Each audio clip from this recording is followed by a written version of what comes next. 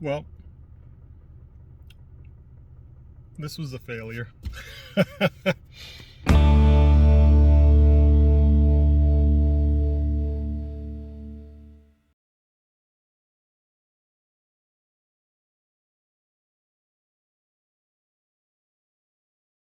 Yeah, this didn't turn out quite like I had hoped, but it turned out pretty much about how I expected, which is I was mowing slow and careful and as high as I could go, but um, it's really thick out here, and I just missed just one little chunk that it got lodged right in the wrong spot, because they're finished blades. They're not like a brush blade that swings when it hits something.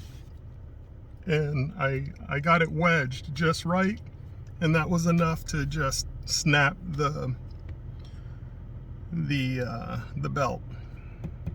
So I have to buy a new belt. I don't know what it's going to cost, but if it costs me anywhere near like $100, then I may have to find someone to just come brush hog it once for me.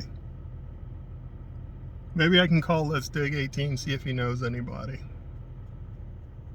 I'll do that. All right, well, I'm off to go buy a belt. So my reasoning why I say I may have to hire somebody is because if it costs $100 for a belt, and then I replace the belt, and then I break it again on the next random little chunk of something, and it costs me $300-400 to to mow this thing, replacing belts, or that's the best thing that could happen, because if I start blowing out spindles and stuff, then we got another problem, right? So if it costs me like $300-400 to brush hog this thing, then I'll just pay somebody to brush hog it, right? This is the unfortunate reality of not having a tractor, but what are you gonna do?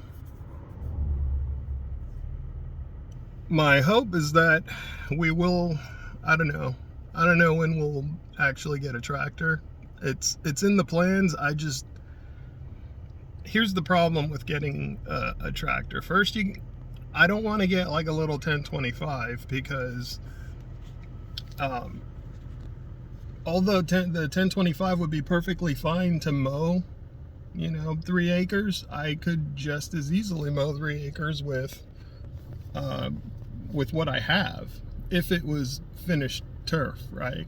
And what I really want is a 50 or 60 horsepower tractor, because I want something that can manage all of the acreage, something that could do some light forestry work, something that's got bigger lift capacity, so that I could maybe do some small stump pulling, that kind of stuff, and something that's got a little bit more horsepower, so that I could do some heavy duty brush hogging and some trail work, and just all the things you got to do when you have a completely wooded property. And I'm just not going to get that done with a 1025. That's just the reality of it. But if I were to get a 50, 60 horsepower tractor with a loader, with an implement, you're talking maybe 7,000-8,000 pounds by the time that thing is fully weighted down, fuel and all, which puts me way over the capacity of this truck, which means now I have to go buy a bigger truck, also a bigger trailer. It's too much. And not to mention that the property where we're at now, the homestead we're at right now, it is very sloped. I barely have a place to keep a little 5x8 trailer. Where the heck am I going to keep a 12 or 16 foot trailer? I'm just not. There's really no place to park it. And so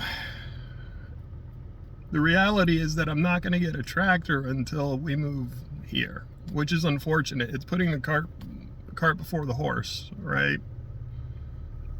Or it's chicken and the egg, one of those analogies. The fact is that I need the tractor now, but I can't get the tractor until we move to the farm.